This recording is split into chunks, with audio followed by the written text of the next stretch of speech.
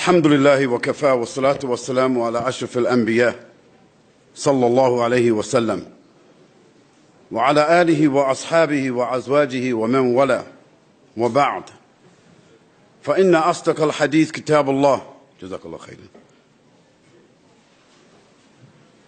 وخير الحدي حدي محمد صلى الله عليه وسلم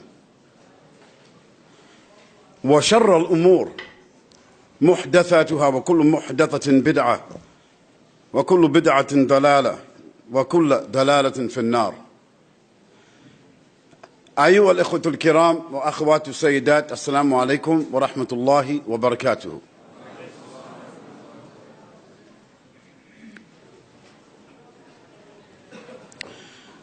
We ask Allah subhanahu wa ta'ala to guide our message to the right places.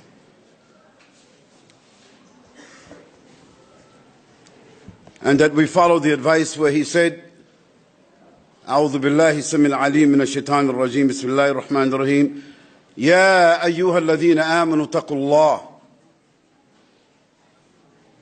وقولوا قولا سديدا يصلح لكم أعمالكم ويغفر لكم ذنوبكم ومن يطع الله ورسوله فقد فاز فوزا عظيما.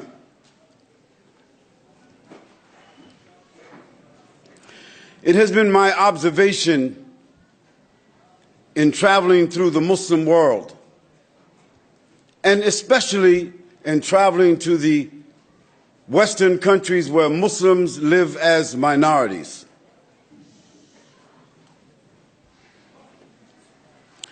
that Muslims are preoccupied with religious knowledge.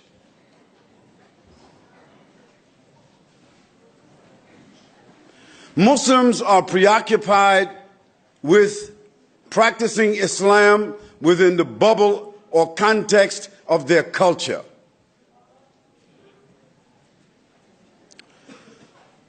Muslims are engaged in personality fixations,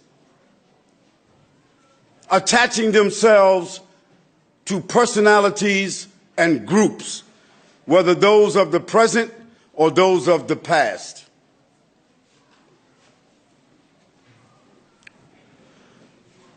Muslims put a lot of emphasis upon rituals and doctrines.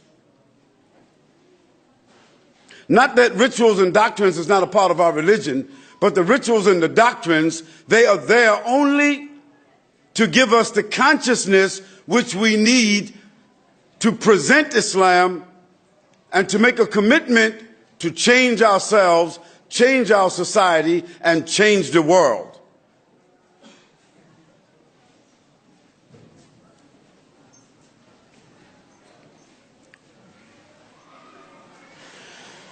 Before beginning the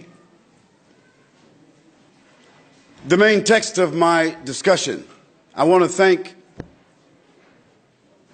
the Islam.net organization for its constant involvement in providing quality programs and activities for the Muslims of Norway and wherever they have collaborated with other Muslims in Europe.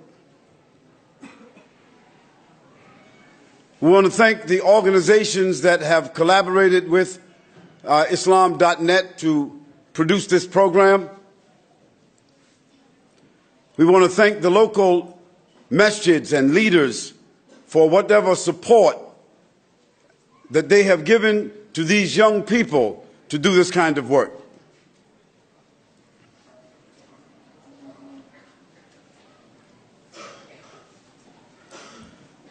I wrote this topic about 6 years ago, and because it is relevant today, there's no need for me to rewrite it.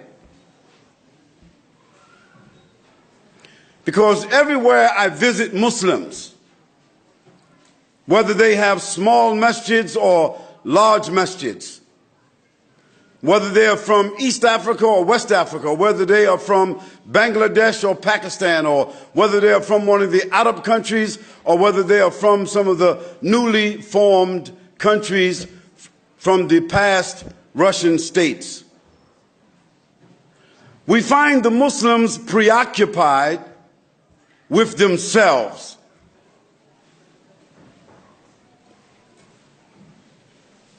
Now, what I have to say is just my observation. And I could be wrong. I could be off the point. What I have to say, it might even be to some people meaningless. Because there are a lot of different persuasions that Muslims have to distinguish themselves. You know, we have the Muslims who focus upon the issues of bringing back the Khilafah, and we need to focus on that. That's a component of Islamic social, political consciousness, empowerment. We have Muslims who focus upon the issues of the Aqidah, making sure that what we believe in is correct, and we need to visit that. May Allah bless those brothers and sisters who are engaged in that persuasion. There are other Muslims who are focusing upon the issues of tasawwuf, or purifying themselves so they can get closer towards Allah subhanahu wa ta'ala, where they try to internalize the Islamic realization.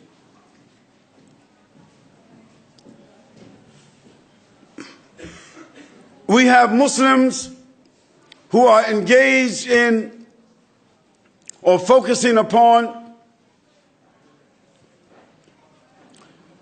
social issues.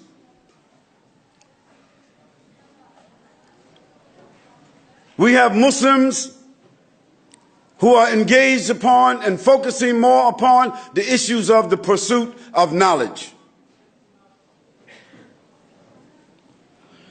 We have Muslims that are engaged and focusing upon the issues of human rights. Human rights for Muslims. We have Muslims who are engaged focusing upon the issues of da'wah, spreading Islam, whether through debates or through public dialogue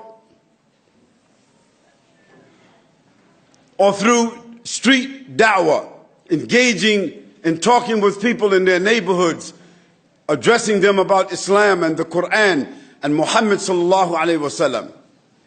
And all of these endeavors, all of these pursuits, they are all good, but they're all exercises for us. They do not address the condition of the world.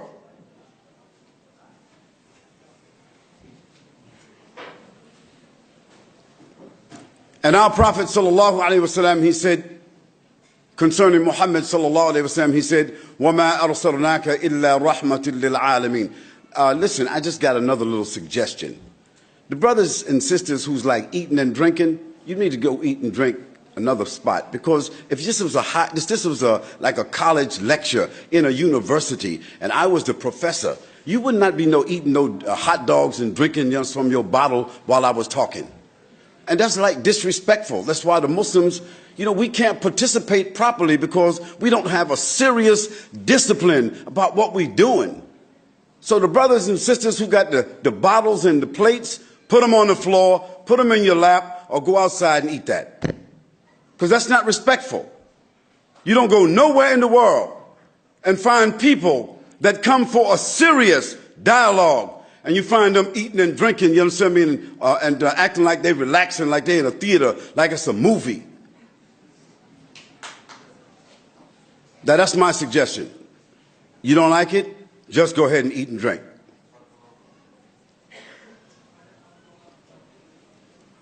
This is an operation. It might be, to some of you, education, might be edutainment, could be a number of things for you. Could be an outing, an excursion. But for those, I believe, that come from a long distance to deliver something to you, it's like a heart operation. It's like neurosurgery on your brain. And if your heart chest was open, or somebody was operating on your brain, you would not want people sitting around eating and drinking. You feel me? You feel me? Thank you. So brothers and sisters, I want to offer some nasiha that maybe gradually we may change our thinking. And through changing our thinking, we learn to think outside the box. You know, the box of my own personal sensitivities, the box of my family issues, the box, of my culture, my ethnicity, and the challenges facing my people from where they came from and where they are. The box of my neighborhood, the box of my society that leads me to think outside that box about the world. Because at the end of the day, Islam was not sent just to inspire Muslims. Islam was sent to serve, to inspire, and to educate the world.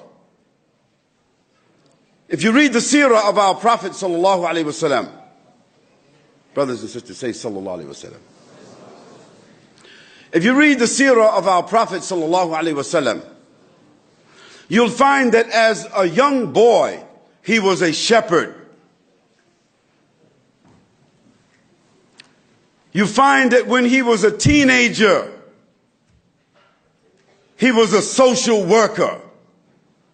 He belonged to a group that was called Hilf al-Fudul, a group calling towards goodness and doing service in the society.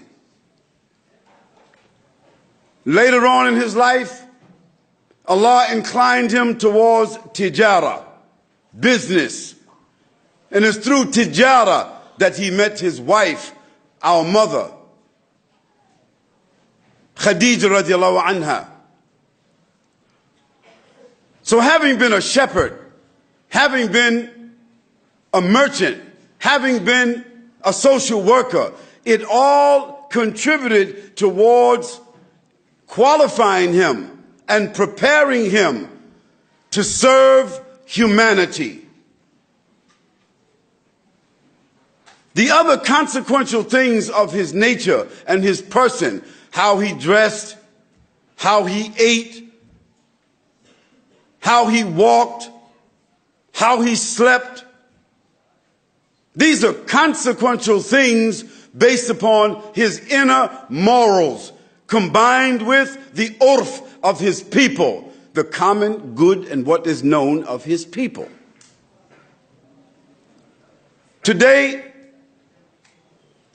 many of the Muslims, they are preoccupied with the outside sunnah. What the beard should look like. What kind of clothes you should wear. The hijab of the sisters. The niqab. How to wear your clothes and where the pants should be. Where the hand should be in the prayer. About food. These are all important issues and they are part of the sunnah, but they are not the most important parts of the sunnah. Our Prophet ﷺ said, "Verily, I have been raised to perfect good manners." So the heart of the sunnah, the most important part of the sunnah, it was how the Prophet ﷺ, he dealt with other human beings, his neighbors, his colleagues, his co-workers, the people in his society, how he dealt with them, whether they were Jews or Christians, or whether they were Meis or Deis or Bedouins or upper class, whomsoever they was. Our Prophet ﷺ, he had an exemplary manner in dealing with human beings. If we read the sunnah of the Prophet ﷺ, we find the reason why he came to Medina Munawwara, which was called Yathrib at that time. He came because of wahi, but the more evident reason he came is because the people of Yathrib, the Aus and the Khazraj, they were about to engage in civil war. And they heard that there was a man in Mecca whose reputation was that he had a very effective, respectful, and dignified way of arbitrating. We can remember from the seerah when our Prophet ﷺ in Mecca, some of the tribes of Mecca, when they rebuilt the Kaaba, when they repaired the Kaaba, and when they finished repairing the Kaaba, the very last thing to do was to put the black stone in its place. And because they were all jealous of each other, they were arguing with each other about which tribe should have the distinction of putting the black stone in its place. So they agreed. Let the first man that enters the haram, let him act as an arbiter for us. And who do you think that first man was? It was Rasulullah sallallahu alayhi wasallam. It was Rasulullah, it was Muhammad sallallahu alayhi wasallam. And so, when the Prophet ﷺ was asked by them, they saw him enter, they said, oh, that's great, this is Al-Amin. They were very pleased because they knew his reputation, they knew his character, they knew how he was raised, they knew his family, they know the kind of man that he was, and they were very pleased to allow him to arbitrate. So our Prophet ﷺ, he told them, he said, he took a scarf from his shoulder and laid it on the ground. And he told them, put the black stone on that scarf. And then he told those tribe members, those erudite people, those distinctive chiefs and representatives, he said, each one of you grab one edge of this scarf. And they all grabbed it and lifted it up. And then the Prophet ﷺ put his hands under and placed it inside. So they were all satisfied that they all contributed to putting the black stone in its place. See the hikmah of the Prophet ﷺ. This is the hikmah of a prophet. So, because the Prophet ﷺ's reputation was there, the Aus and the Khazraj, when they came to Mecca to visit him, their request was to ask him to come to Yathrib to arbitrate what was developing into a civil war. So Muhammad sallallahu alaihi wasallam, he had no right to move to another location without the permission from Allah. He knew that as a prophet because Allah had already given to him the qasas al-anbiya, about that prophet who was called Sahib al-Hud, Yunus alayhi salam, who was giving da'wah to his people and his people was not responding. So it was mentioned to Yunus alayhi salam, why you don't go to another place? There's a group of people, they're good people, and give your da'wah there. And he thought to himself, this is a good idea. So he got on a boat with some other people, going to that place. And while he got on the boat, the water started becoming very rough, and the wind started blowing. And they started to see that there was too many people on the boat and that somebody had to get off the boat, although the boat is in the middle of the water. And all of them agreed it should not be Yunus because he was one of the best people among them. So Yunus alayhi salam said, no, if one of us has to get out the boat, It has to be fair. So he suggested, draw straws. All of them same length except one. They said, okay. They drew the straws. The first time, Yunus alayhi salam, he drawed the short straw. They said, no, let's do it again. We cannot throw him off of the boat. They did it 3 times, and each time the short straw, it came to Yunus alayhi salam. And Yunus alayhi salam, knowing the issue of justice, he told them, MashaAllah. This is the way Allah have designed it. And so they threw him over. And Yunus alayhi salam, when he was thrown in the water, no sooner than he landed inside the water, Allah subhanahu wa ta'ala, he sent the hud. It's called a whale. And swallowed him right away. And when Yunus alayhi salam found himself inside the whale, he thought he had drowned and died.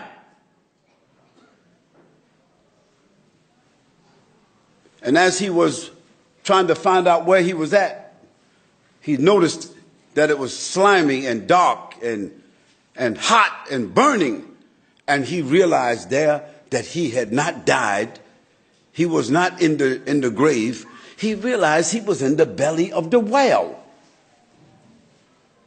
So once he realized where he was, he did not curse the people who threw him overboard. And he did not curse the whale who swallowed him. But he blamed himself. He said, La ilaha illa anta subhanaka inni kuntum min al-dhalimin. Subhanallah. So the Prophet ﷺ, he realized why the whale swallowed Yunus. Allah subhanahu wa ta'ala sent the whale to swallow Yunus as a sign, to test him and to warn him and to let him know that a prophet has no right to make up his own mind to move and go no place. So our Prophet ﷺ, he stayed in Mecca until Allah gave him the right to make hijrah. When the Aus and the Khazraj asked him, he made dua, he made istikhara about this matter, and Allah subhanahu wa ta'ala gave him the permission. Allah gave him the ijazah to go. And he only went, not as the sheriff. He didn't go there to straighten out all the issues. He didn't go there to announce himself like he was this or that, and I'm the prophet, and I'm the new sheriff in town, and I got my crew with me, and so forth and so on. He didn't go like that. He went there to address the human, social, political condition of the people who themselves, they was not even Muslims. And he knew that there was enemies there among the Jews. He knew there was enemies there among the Christians. He knew there was enemies there among the Bedouin Arabs. And he knew there was munafiqs there among the ones who called themselves Muslims. And in that situation, our Prophet ﷺ, he began his mission to build a base in Medina Munawwara. So brothers and sisters, I want to give this presentation in the light of that scenario. And to simplify the message, I want to say that the objective of Islam is not just to talk. It's not just to pray. It's not just to fast. It's not just to make adhkar. It's not just to practice the outside sunnah. It's not just to warn people about Allah subhanahu wa ta'ala. Not just to give da'wah and call people towards Allah subhanahu wa ta'ala. No, the objective of Islam is to serve humanity and to solve their problems and to distinguish ourselves, to become recognized by them to be arbiters. That they trust us and that they listen to us, because they know that we are not selfish, and they know that we are concerned, genuinely concerned about them. That's the objective of Islam. The objective of Islam is to ensure and to facilitate the rights and the integrity of humanity. Therefore, brothers and sisters, our objective as Muslims in this country and also in my country, in Europe and all the Western countries where Muslims are minorities, is to ensure and facilitate the rights and integrity of all the people in the society. Because Allah subhanahu wa ta'ala, He says, Kuntum khayra ummatan ukhrijat linnas ta'muruna bil ma'ruf wa tanhauna 'anil munkar wa tu'minuna billah. He said, you Muslims, you are the best ummah extracted or evolved out of the humanity because you command what is right and you prevent what is wrong. In many of the translations of the Quran, the translators, they choose to translate the word amr bil ma'ruf to enjoin what is right. Well, fi'l al-amr is not to enjoin. Fi'l al-amr, it is to order. It is to command. Amr bil ma'ruf wa nahy al-munkar means to command what is good and right. Wa nahy al-munkar means to stop, prevent, arrest the munkar, the corruption and the evil. Now, to command something, you have to have some power. To command something, you have to have some leverage. To command something, you have to have some influence. To command something, you have to have in your hands some resources that people can see. And to stop and to arrest and to prevent evil, it is not just talking, it's not just blaming. Again, you need some resources that people can see. Thus, we Muslims have been placed in this society, in my society, as minorities in the Western world, to address the issues of the human beings in that society. We have a particular responsibility to cultivate our Islam. But we have a general responsibility to cultivate dignity in the society. This afternoon, I would like to speak about this subject, which in my opinion is one of the most important issues for us to consider. It is an issue that surrounds us, sustains us, yet many of us, we go through our entire lives without ever giving any serious thought or consideration to the society. So many places I have been where Muslims are minorities, and I ask them, are you Dutch? And they start looking at each other, scratching their heads. What does Sheikh mean? I'm not Dutch. I'm Moroccan. I'm not Dutch. I'm Turkish. I'm not Dutch. I'm not Norwegian. I'm Somali. I'm not Norwegian. I'm an Arab. Okay, but what kind of passport you got? So if you're not Norwegian and you're not Dutch, then give up the passport and tell the people, I'm not Dutch, take your passport back. I'm not Norwegian. I don't need the resources of your country. But nobody's willing to do that. So this is double standard. We have some young Muslims who are marching around Europe, calling the Europeans dirty Kafirs. And we're going to build an Islamic state in London, call it Londonstad. We're going to establish the Khalifa in Europe. Brothers, nothing wrong with dreaming or scheming. But most of those young brothers, they are between the ages of 20 and 35. That's why they talk like that. By the time they have 3 or 4 children, and they get 35, 36, 40 years old, they start chilling out. They start changing their tone. They start becoming much more practical. They start understanding that you cannot build a platform from talking. It is also a phenomena. It is an unpleasant, unfortunate phenomena that 60% of the Muslims living in the Western world as minorities are on the welfare. I don't know what you call it here. I don't know what you call it here. In the UK, they call it the dole.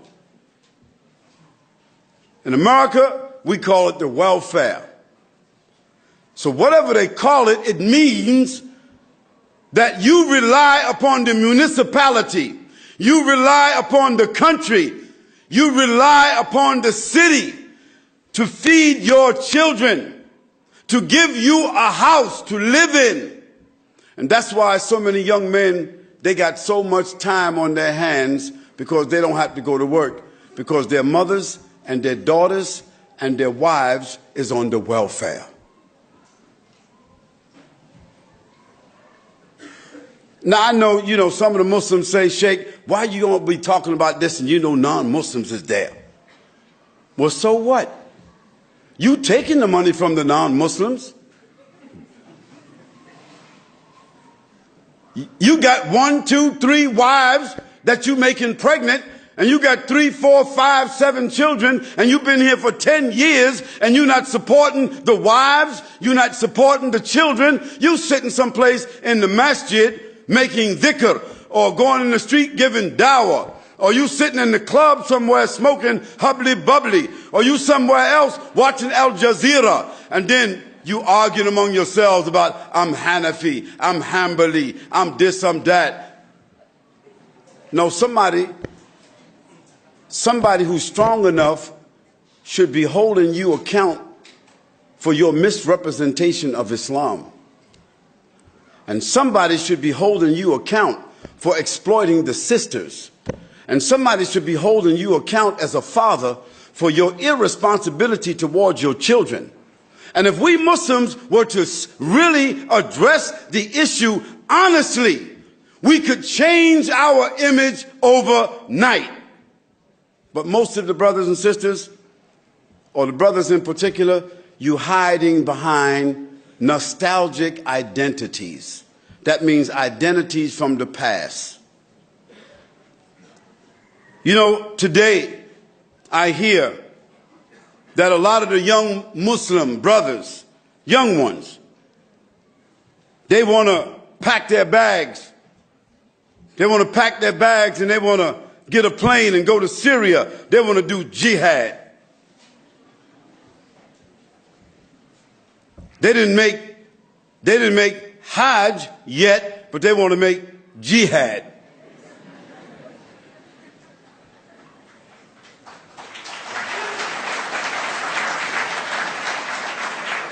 So let's examine this here. We're not saying that a young man should not have the feeling in his heart to make jihad, a legitimate jihad, where there's a legitimate theater of jihad. We're not saying that something is wrong with that. No, but he should have a mentor, a guide, a leader, an imam, a wali al-amr, who approves his feeling. Because that wali al-amr, that imam, that amir should find out from that young man what are his local responsibilities. Like a man came to the Prophet sallallahu alaihi wasallam and he said, O Messenger of Allah sallallahu alaihi wasallam, can I go to jihad? So the Prophet sallallahu alaihi wasallam said to him, is there anybody to take care of your mother, your parents? He said, no, it's just me. So the Prophet sallallahu alaihi wasallam said, no. You stay and take care of your mother, you stay and take care of your parents, and that is a jihad for you. But today, the young men, They don't have to ask nobody. They on the computer at nighttime looking at Facebook and YouTube and looking at what's going on, and then they just say, I'm going, Bismillah, I'm just going. Allahu Akbar.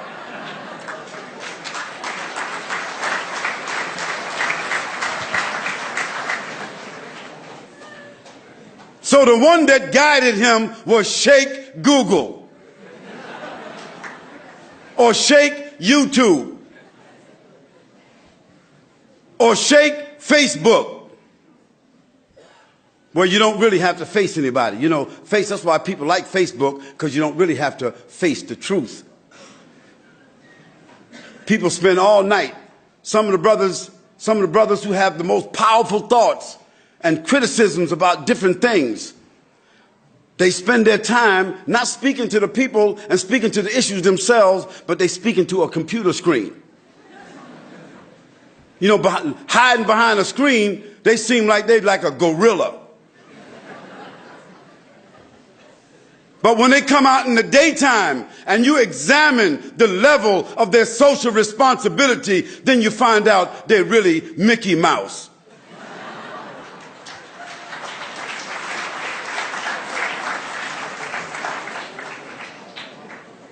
We're not saying that young people should not have that feeling. We're not saying that you should not have hot water in your house.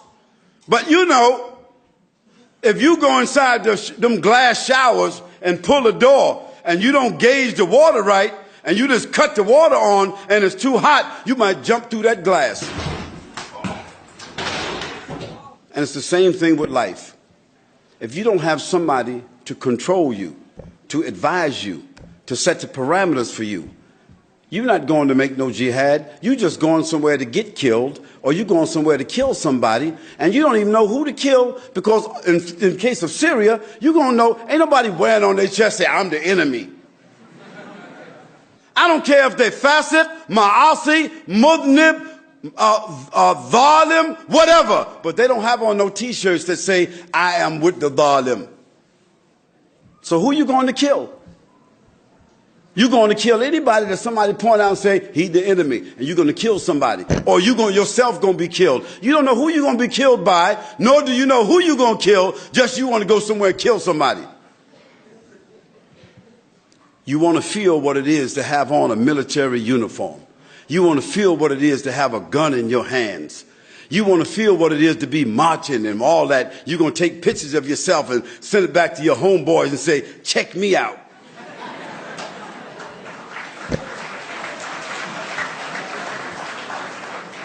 But the same young brothers, most of them, when they left, they didn't have a job. When they left, they didn't finish school. They left their mother. They left their sisters. They left their daughters, and they left their wives, chasing something that they believe is a nostalgic dream called fighting in the way of Allah. The same brothers, before they left, they was not able to get up for the Fajr prayer. Because if you sit on the computer all night long, if you sit in the club smoking that hubbly bubbly, if you're watching YouTube all night and on Facebook talking with your homeboys, you can't get up for the Fajr. So I say, if you can't beat the sheets, you ain't going to beat nobody nowhere else. So we need to put things within context. We need to put things in their proper place. The young brothers and the young sisters, they need to serve their family. They need to serve their husbands or wives. They need to serve their children. They need to serve their neighborhood. They need to serve the society. Because if the society and its institutions gave to you the freedom, the liberty, the resources, the education, and all the things that you have living in Europe, you have to be grateful. And the Prophet ﷺ, he said, whoever's not grateful towards the people, they cannot be grateful towards Allah. First of all, sister and brothers, the issue is not fard al-ain. First of all, that's not even the issue. If you didn't use a phone and you didn't use the radio, or you didn't have a newspaper, or you didn't have a computer, or if you didn't use a television, you wouldn't even know what was going on in Syria. You would be concerned about your own neighborhoods. The fact that we have these fiber optics and telecommunications, it has brought Syria and the rest of the world into our living room. But it doesn't mean that we have to react to everything that comes into our living room. What we need to do is act within our own capacity. We are not the champions of the world, and we are not the policemen of the world. We are responsible, you see, for ourselves and our families. And what is outside of ourselves and families and the resources that we have, we make dua. And our dua is as effective as anything else that we can do. So I don't say that Syria as a country and what's going on in that country, that it's not important for us to address. But there are many ways that we can address it that do not take us out of our own responsibility.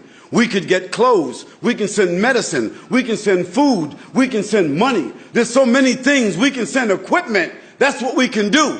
Because the Prophet ﷺ said that a person that supplies a mujahid with a horse, that they will get the same reward that the mujahid gets.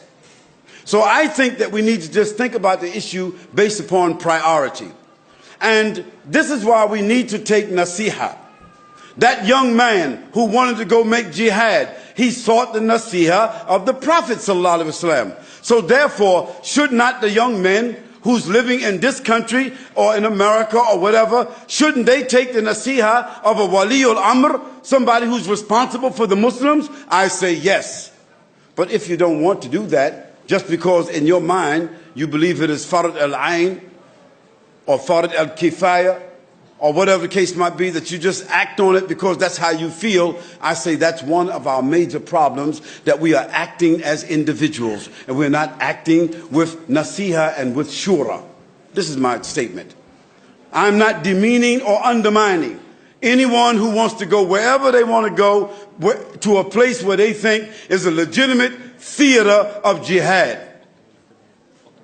I'm telling them, look before you leap. Because sometimes you can jump up off the diving board and go in the air and do a spin and look down and find out there's no water in the pool. That means you headed for a bad decision. So our niyyah should always be within the context of serving humanity, serving the issues of Islam, serving the Muslims. And if you want to serve the Muslims, the best Muslim to serve first, yourself, your family, your akrabin, your neighborhood, your neighbors, the society where you live. This is not the first time that Muslims killed other Muslims. This is not the first time that so-called Muslim rulers or foolers, this is not the first time that they raped each other's women. This is not the first time they did that. This happened just 40, 50 years after the Prophet ﷺ. But did the Khilafah, did Ali radiallahu anh order the Muslims to make jihad against other Muslims? No. So, you know, brothers, I think we got to be real careful that we don't get emotionally involved in something and that we start making takfir on people from a distance. Allah, He knows best. Dhulm is dhulm. And we are against dhulm. But what my question was, not that it's illegitimate for brothers to go there, not that it's illegitimate for them to engage in that kind of endeavor. I didn't say that. I said that they need to examine the base of where they are before they go. And they need to have nasiha from the waliul amr of the area where they are. And they need to think about their mothers and their sisters and their brothers and their daughters and the society and their neighbors and what they have done and what they have built up and what they have planted and what they have committed to the society where they are. and not just jump up and go someplace from a point of emotion. They just made dua, they watching the TV, they looking at YouTube, they reading the newspaper, they just get fed up and frustrated and say, I'm going to kill them niggas. You know, Arab niggas, black niggas, white niggas, whatever kind of niggas they are. So we got to be careful from where the niyyah comes from. And the Prophet ﷺ warned us about that. And all I'm trying to do is put some brakes on the brothers. That's all I'm trying to do. I ain't trying to stop them from where they're going. I'm just telling them, hey brothers, put the brakes on. Think about things before you go. Make sure that you have sought counsel. Istafta qalbak. Check yourself. See what your motivations really are. See who you have consulted. Look around yourself and see if you have missed something before you left. You left the house is burning down. You going way across town to put a fire out and your own house is on fire. That's my concern. Allah knows best. And brothers and sisters, the world that we are living in now has many tremendous problems. 34% of the entire world are living off of $1 a day. SubhanAllah. And I see brothers just throwing food away. Brothers and sisters, I mean, you know, water is not even good enough for us now. We got to have soda pop. Brothers say, no, I don't want no water, Aki. You got some coffee? You got some tea? You got some Fanta? You got some Sprite? You got some Red Bull? Water is not good enough. But brothers and sisters, 26% of the world's population do not have water, or they are drinking dirty, infested water.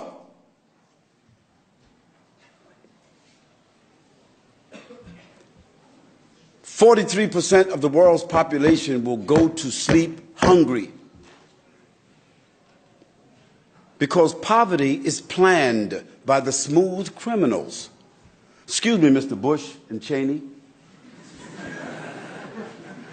I'm so glad that Bush went back to the bushes.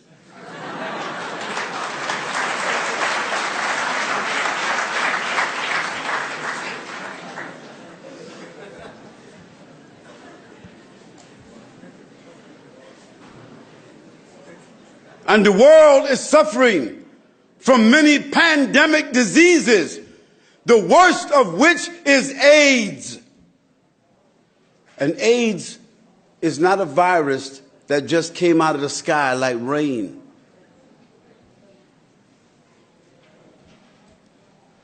The Prophet ﷺ said, no people engage in illegal sexual relationship, but that Allah sends upon them a special ta'un that cannot be cured.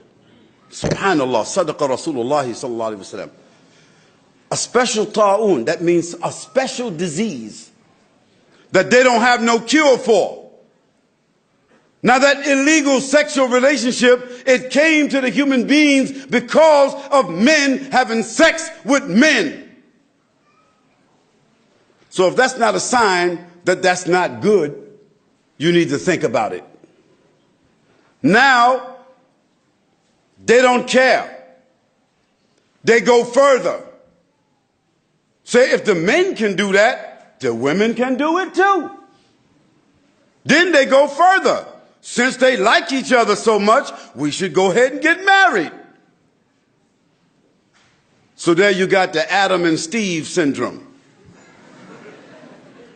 And the Betty and Barbara syndrome. I just don't understand when I talk to them.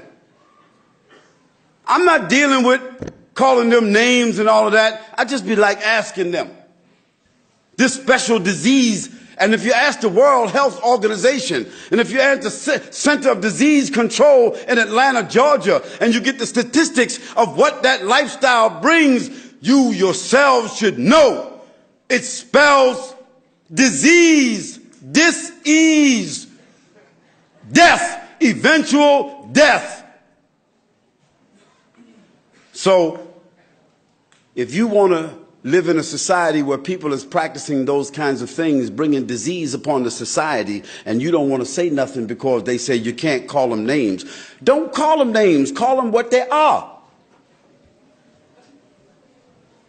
Call them what they are. They are a health danger to society. They serve a subversion to the human family. The family as we know it. The family as the fitrah of humanity. The family as the first organization and the first unit of society. They serve a danger to subverting the first institution of humanity. So anybody that serves that kind of danger, we got to talk about it. We can't beat them with no sticks. We can't call them no names. We can't, because that involves like hate crimes. But we have to address the issue for the welfare of the majority of us who know that that is unhealthy. That is a subversive lifestyle. It doesn't matter if it's been approved in Congress. It doesn't matter if it's been approved in the parliament. Just because some of the congressmen is a little bit like that. We have to speak about it, because if you don't speak about it, Allah has already made it clear that when you keep silent about things that are committed as crimes, whether they're social crimes or psychological crimes or physical crimes, and you say nothing about it, then soon that crime and the impact of that crime, it comes through your door and into your house.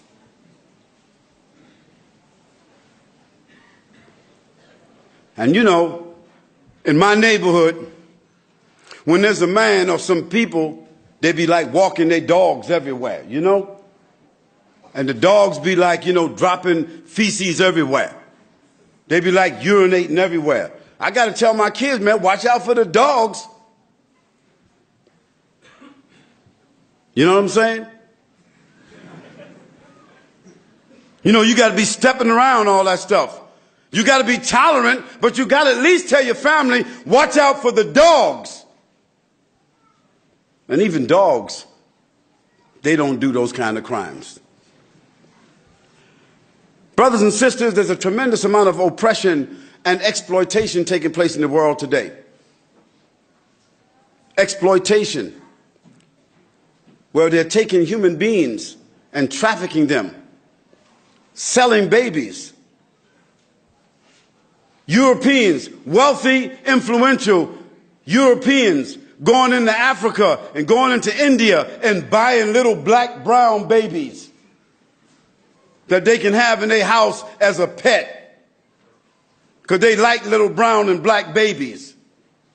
And they say it's humanitarian because we want to take care of all these little poor little black kids. No. Why you don't go and take care of some poor little white kids?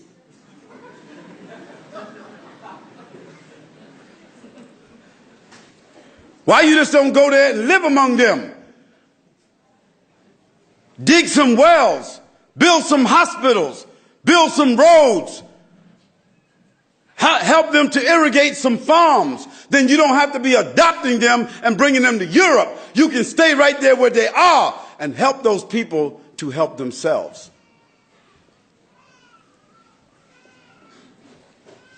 Oppression. Allah subhanahu wa ta'ala said, oppression is worse than slaughter. But we Muslims, we forgot where we came from. Once you come to Europe and you stay here about a year or two, you forgot where you came from. You forgot the reason why you were pushed out of your countries was because of social and political exploitation. And that's our issue with Palestine. We don't have an issue with the Jews. We have an issue with the Zionists and their criminal occupation of Palestine. And the leaders of the Muslims, they don't even talk about that anymore. The leaders of the Muslims, they don't even talk about the political intrusions inside the Muslim countries, the raping of our women, the jailing of our children, the killing of our old men. They don't talk about that anymore. They're talking that soft talk. Brothers and sisters, you need to have taqwa.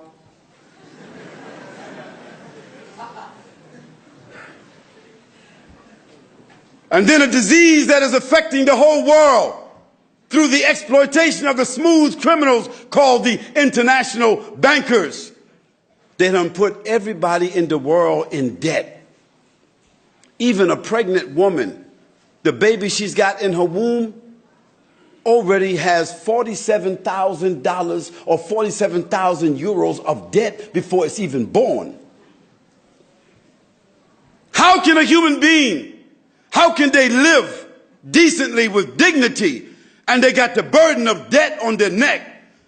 And because they want more things than they can afford, they're adding the debt on themselves every day. One of the things the Prophet ﷺ said, "O Allah, I ask you to free me of oppression of men, overpowered by debt and the oppression of men." غَالِبَاتِ دَيْنِ وَقَهْرِ الرِّجَالِ. And every time you turn on the news, BBC or Discovery Channel, you see how people are trafficking children, exploiting children. Excuse me, Mr. Pope.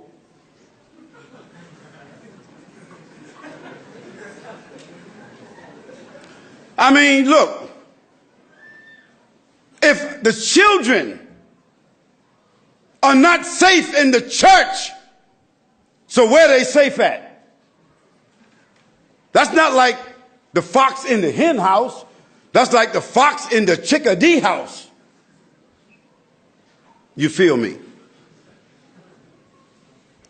Then you got so much corruption and immorality of the mafias in Russia and the mafias in Mexico and the mafias over here and the mafia, the Italian mafias and so many different types of groups who got guns and trafficking drugs and, you know, just exploiting people and taking people's wealth and doing what they want to do with people. All of this is happening. And what are the Muslims talking about? What are the Muslims doing about it?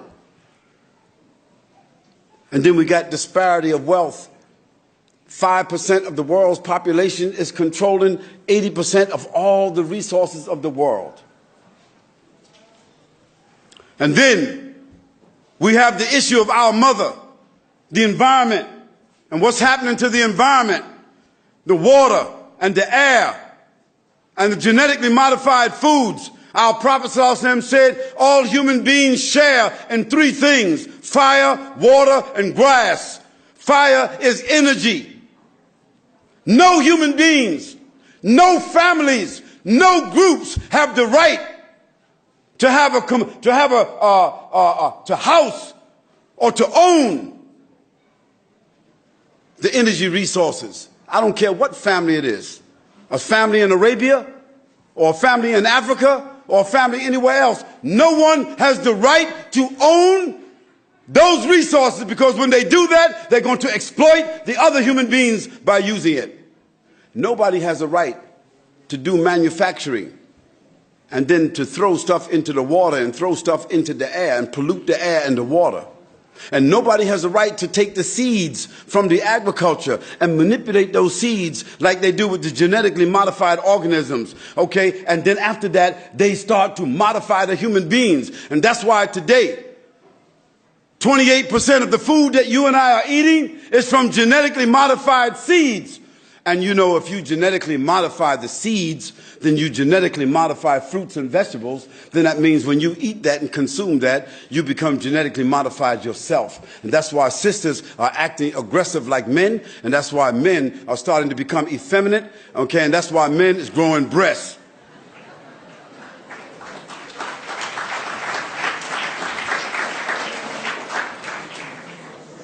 The issue is, what are we Muslims doing to address these issues? We fail to see the connection or the impact that a homeless man or woman, when we pass in the streets, on our personal lives. We fail to make the connection or understand the impact on our lives of the homeless, the wayward, the disadvantaged, the fatherless, the poverty-stricken, the confused, and the frustrated.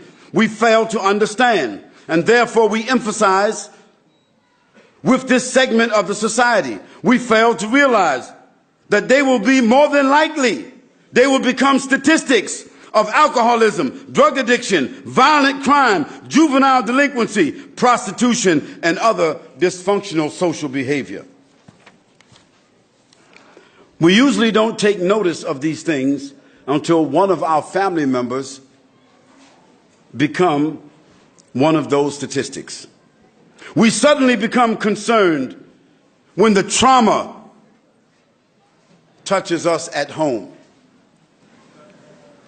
Dear brothers and sisters, if we make a pathological assessment, we will discover at the root of every dilemma 4 diseases eroding the very fiber of our communities: stress, anxiety, and confusion, immorality and corruption, the burden of debt and overtaxation, spiritual deprivation and gross materialism.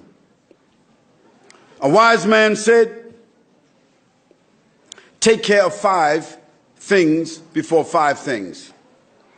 Take care of your youth before your old age. Take care of your health before your illness. Take care of your wealth before your poverty. Take care of your free time before you become busy. Take care of your life before your death. Dear brothers and sisters, yes, we do have to call people back to God in Scripture, and we have to call ourselves back to morality and social responsibility. For us, enjoining the right and forbidding the wrong is a fundamental part of our social responsibility. And we should ask ourselves a few questions. What kind of platform have we built to address the problems and the critical issues facing humanity? There is a very serious, depressing, and very obvious void in our lives. As Muslims living in a technologically advanced country with tremendous institutional resources, yet we live as individuals, wrapped in our various religious, cultural expressions, and we call them Islamic centers. And while we individually are to blame, our leaders, they are more to blame. Because I ask you here in Norway, as I asked people in the UK, as I asked people a few days ago in the Netherlands, as I asked some people the other day in California, as I asked some people last week in another country, I keep asking the same questions. When was the last time that your leaders, the big ones or the small ones, when's the last time they got together to talk about the issues and the problems of the Muslims and the issues and the problems of the society? When can you remember? They haven't. Because they are so busy preserving the seat that they have in their own place. Kullu hizbun bima ladayhi farihun. Everybody patting themselves on the back, and they give the hadith of the Prophet ﷺ, that in the latter days, there will be 73 sects, groups. 72 of them is in the fire, and 1 is going to paradise. So all the imams, leaders say, we the one. We the ones. The rest of y'all is deviants. You're going to hell. That's why I'm not eating with you. That's not why I'm standing with you. That's not why I'm not representing you. That's why, so I'm pointing and blaming you, because we're the ones and you are among the 72.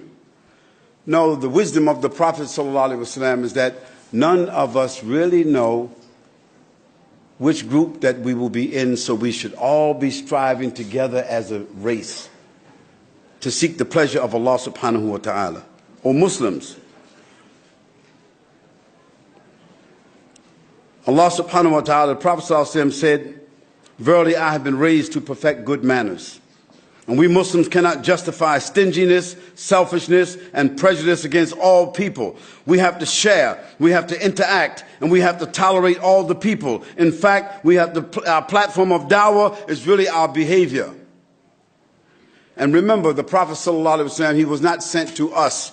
He's not our prophet. the Quran is not our Quran, and Islam is not our religion. No, Allah calls Islam Deen Allah.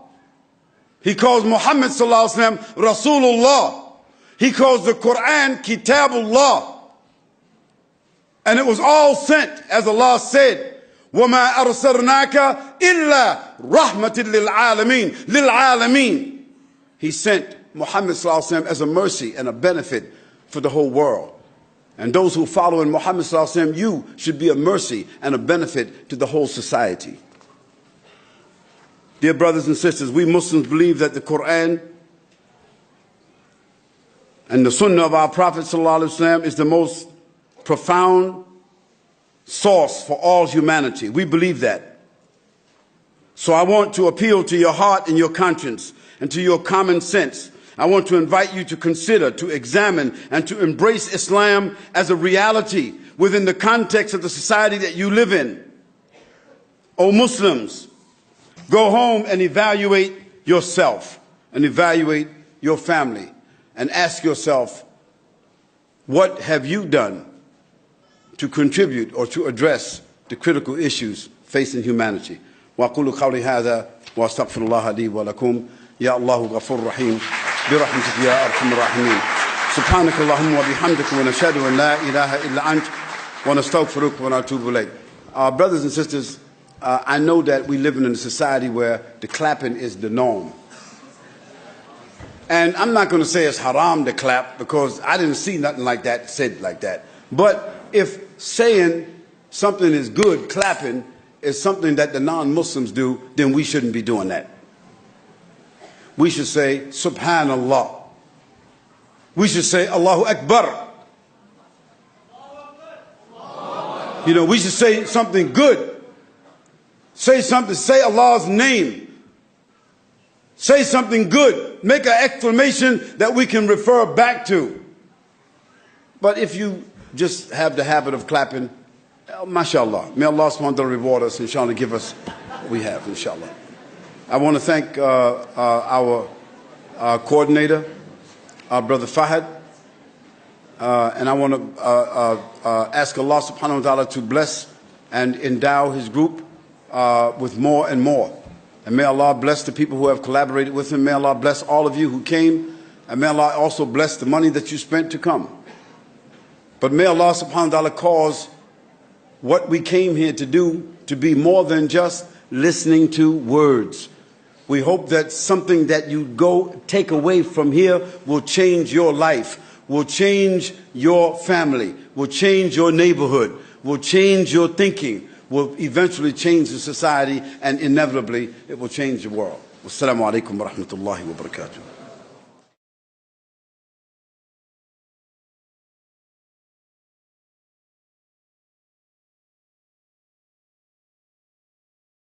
What can we do to re-establish the Khilafah, because it is extremely important and I'm sick and tired of all the oppression? Well, don't be sick and tired. Don't want to do something because you're sick and tired. Because then you're going to become a reactionary. Because then you're going to be doing something out of frustration. We have to follow a methodology. Allah subhanahu wa ta'ala, He could have sent the Prophet sallallahu alaihi wasallam from the first day the Quran was revealed. He could have sent 100,000 angels to support him, and he would have never been harmed in Mecca. But He didn't. When the Prophet sallallahu alaihi wasallam went out to qital, to jihad, Allah subhanahu wa ta'ala could have sent 50,000 angels with him, and the Prophet sallallahu alaihi wasallam would never have been harmed. But he was harmed. Because Allah wants us to go step by step. Step by step. How are we going to build the roof when we did not build the foundation? See, that's the problem. You got people, they want to build the roof, and they didn't put up the walls, and they didn't put up the foundation. So where are they going to put the roof at? They want to establish the Khilafah. Somebody who will be selected to be the leaders of the Muslims, but in their local neighborhoods, they don't come together to even consult each other. They don't even have mutual respect. We don't have mutual respect from one group of Muslims to another. I mean, I travel in London. I travel in Ireland and Scotland. I travel all up and down Europe. And I see the Muslims, they got masjids that's only a quarter of a mile away from each other. And guess what? When the adhan is called, everybody, according to their persuasion, is going to their own little masjid, and they don't even give salam to each other on the way. How are they going to establish khilafah? So brothers and sisters, let's be more practical. Let's take the difficult steps, because when you take the little steps, the big ones will be easy. Let's make the small decisions, because then the big ones will be easy. We want khilafah. We want Islamic State. But it's not shake and bake. It's not something you go shopping for or that you talk about. That's not how it comes. You got to spend for it. You got to sacrifice for it. You got to invest for it. So I say, after 20 or 30 years of people talking about that, where are their universities? Where are their hospitals? Where are their farms? Where are their housing complexes? Where are the natural institutions that the people that you want to rule and the people that you want to conquer, they are the ones who have the schools and the hospitals and the industries that we rely upon, but we just want to conquer them and take what they have. That's not the way Islam goes. And Allah knows best. Do we have any questions from the sisters? Yes, we do. Is it haram to socialize with homosexuals? With who? Homosexuals. Well, sister, let me just say, be clear with you, okay? If you know that a classmate of yours is a lesbian, that means she loved women more than she loved men. So if you associating with a lesbian and she loved women, how you think she's viewing you? She viewing you as fresh meat. She trying to get a date. She's trying to ease up on you, you understand me? So, she can pop that question to you. She's trying to, if she can, compromise. She might even put on a hijab so she can give you a little hug. Give you a little kiss. You got to be careful about the people that you associate with. The Prophet ﷺ said you will be raised with the people that you love, that you be associating with. I'm not saying they're not human beings. I'm not saying that we shouldn't tolerate them or have respect for them as all other human beings, but they are spiritually diseased. They are morally deviant. And I believe what the Prophet ﷺ said concerning them. I don't care about what the media says. I believe that the hukum that Allah subhanahu wa ta'ala put on them, the people of Lut alayhi salam, the Qawmi Lut, the hukum that Allah placed upon them. That's not no fairy tale. I don't want to be associated with people when the hukum come. So I say, treat them with tolerance. Treat them as all other human beings. But you got to be careful, sister, because they have a behavior that they have selected for themselves, which we are far away from. So when you want to be far away from something, it doesn't mean being close up on them and making them friends. Just be careful, sister. That's what I can tell you.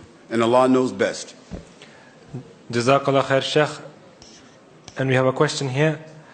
What should you do if you love someone so much, a girl, and you love her so much? You need to contact her father. You need to contact her uncle. You need to contact her older brother. You need to go through the proper channels before you start loving someone that you don't have any legitimate right to be loving. Because either you're going to be loving her that way, and she's going to be loving you that way, and the two of you wind up in a situation where you have violated the orders of Allah subhanahu wa ta'ala. We have to put our love within the context of what Allah and His Messenger ﷺ told us. The Prophet ﷺ, Allah subhanahu wa ta'ala said in the Quran, وَمَا أَتَاكُمُ الرُّسُولُ فَخُذُوا وَمَا نَهَاكُمْ عَنْ فَانْتَهُوا. Take what the Prophet ﷺ give you and leave alone what he forbids you. So it's not allowed for sisters to develop these kinds of feelings for brothers over the internet. And brothers be developing feelings for the sisters the same way. And they calling each other, on Facebook chat rooms, Bluetoothing, red toothing, whatever they doing with each other every day. Talking to each other, cultivating their relationship. Where they going to wind up at? Listen, zina has 7 steps. Most of the brothers and sisters who's in high school and college, you are modulating between 4 and 5 every single day. What's it going to take for you to go to 6, 7? Sister, you need to get married. Brother, you need to get married and stop fooling around. And stop making excuses. If you got enough money to buy an iPhone and pay that bill every month, you got enough money to be wearing them $150 sneakers. You got enough money, you understand me? You got hair on your chest and hair on your face and be arguing with other people about khilafah and all that there. You need to get you a wife, man. And all these young brothers who's 18, 19, 20 years old and keep making excuses that they ain't got that deal. I don't know how they don't get a wife. I ain't got no money. I don't know, man. Y'all must have some special gloves. You feel me? We have a question from the brother's side. And Allah knows best. For the sisters. A question from the sisters, please. Yeah. I have a neighbor that is very kind and greets me wonderfully every time she sees me. However, she abuses drugs. How do I approach her and invite her to Islam? Can you say that one more time, sister? I have a sister who greets me gratefully. She's a neighbor and she is very open-hearted. So how do I approach her and invite her to Islam? Every time you see her, give her some nasiha. Something that will touch her heart. Speak nice to her. Give her some advice.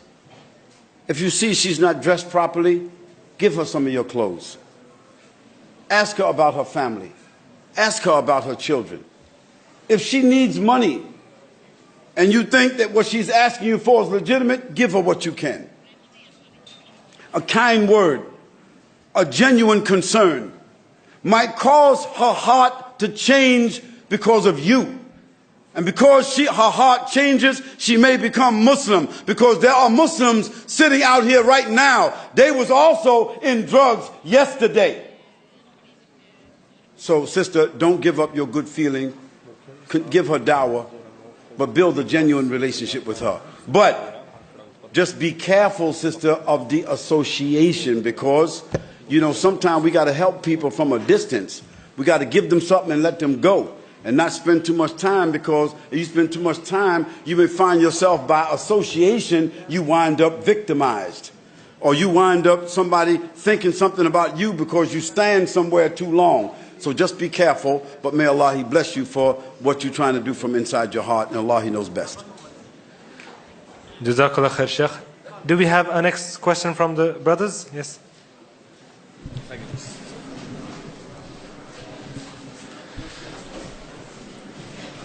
I would like to formally introduce myself first and say that my name is Sam, and Akhi, you talking to me? You talking to them? He told me to kind of fade. No. Akhi, look. If you're looking for a stage, you got to rent your own place. No, but no. If you're looking for a stage, my bad. Okay, thank you, brother. So, and I will kind of introduce myself and say that I was born a Muslim. And excuse my phone, I kind of wrote it down. I was born a Muslim, but left that religion to atheism a long time ago because of unanswered questions, which no one ever had the answers to. And therefore, I'm here today to hopefully get my answers. And before what we call the Big Bang, which I'm sure you're all familiar with. What's your name? My name is Sam. Sam? Yeah. All right, Sam, listen. What you're getting ready to say, that's some good stuff. And we need to talk. But guess what? I am not a genius. And about the Big Bang, that's not what I talked about. No, that's not what I kind of have to get to the point to. Okay, but we got 1 minute and 5 seconds, and so you got to get to what your question is directly. All right, so there before you kind of said that Yunus went to, he had to have some resources to what he was saying and everything, and so I'm just my question is if you can see through past the Quran, how can you explain God when there is no scientifically Okay, inshallah, bi-idnillah, this question, if you didn't get to nobody else that could answer that, I'll be here for a couple of days. Yeah, I'm going to give you about 10, 15 minutes. If you can't get what I got to say to you in 10, 15 minutes, I don't think you're going to get it from nobody. But you can't get it here because that's not the discussion here. Sam, okay? All right. Now, Sam, may Allah bless you. If you used to be a Muslim, you could still ask that same question and be Muslim. Why are you going to give away your chance to the Jannah just because you got some questions? Because the questions were unanswered. All right, you know? then you just unfortunate. That's all I can say. If you don't believe that you have a gift from Allah, just hold your breath. I would hold Just hold your breath. See, so let's not take up any more time about these dialectical, rhetorical questions because they're not going to be settled in a minute or in an hour if they haven't been answered to you in the last 5, 6, 7, 8, 9 years. You follow what I'm saying? Yeah, I'm following. So Sam, leave that for right now and we'll come back to that. I'm here for a couple of days and I'm not going to hide from you. Okay, brother? Sure. Okay, may Allah bless you. Akhi, brother, give this here card to Sam so he can hit me up with my email. Okay, Sam, hit me up. Jazakallah khair, Sheikh, and Jazakallah khair for the question. That's it? We can have one more final question. Good. Yeah, okay, from the brothers. Assalamu alaikum. Assalamu wa rahmatullahi wa barakatuh. Here in Norway we have something called Rusken. You probably don't know about it and will be explained to you in detail later, but it's a very Muslim way of behaving. What's it called? Rusken. Risking. Yeah. Okay. It's basically people that clean up their nearer areas Good. where they live. MashaAllah. And I believe that is a very Muslim way Yes. of behaving. I was wondering if you could endorse Islamnet and Muslim people to engage in this kind of behavior, organized by maybe Muslimnet or another Muslim group here in Oslo to start off. Of course, I mean, of course, in the beginning of my lecture, I mentioned that the Prophet ﷺ, while he was a young man, a teenager, he belonged to a group called Hilful Fudul. This is riskin. This is riskin. Cleaning the streets. You know, doing good deeds. Doing social service. So if our Prophet ﷺ did that, we need to do that. And if you are associated with a group of brothers and sisters who is doing that, we commend that. We applaud that. Of course, we support that. And this organization, Islam.net, and other organizations that's collaborating with them, bring them your paperwork, you know, how you organize yourself, what your schedule is. You know, bring that to them, sit down with them, and ask them to collaborate and support you. May Allah subhanahu wa ta'ala bless you. Our brothers and sisters, we say Subhanaka, Allahumma wa bihamdik wa nashadu an la ilaha illa ant wa nastaghfiruka wa natubu ilayk. Subhana rabbika rabbil izzati amma yasifun wa salamun ala al-mursaleen walhamdulillahi rabbil alameen. Wassalamu alaikum wa rahmatullahi wa barakatuh.